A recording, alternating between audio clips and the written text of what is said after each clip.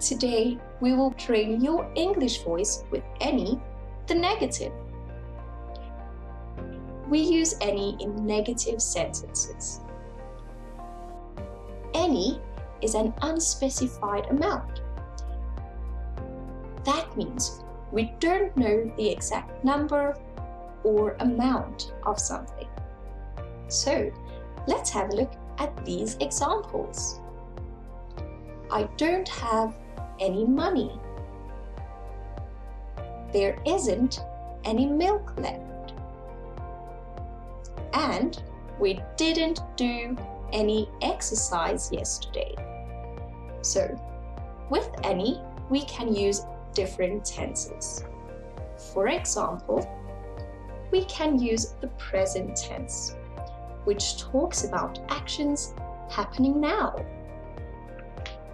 We can use the past tense, which talks about an action that already happened. And we can also use the future tense, which talks about actions that will still happen. So, let's practice using any with the different tenses. For example, the present tense.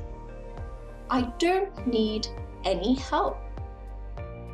In the past tense, there wasn't any milk last night. In the future tense, we don't have any lessons tomorrow. Now, let's have a look at using any in questions.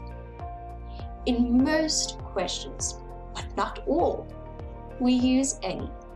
For example, would you like any tea? Does he have any friends? And do you need any help?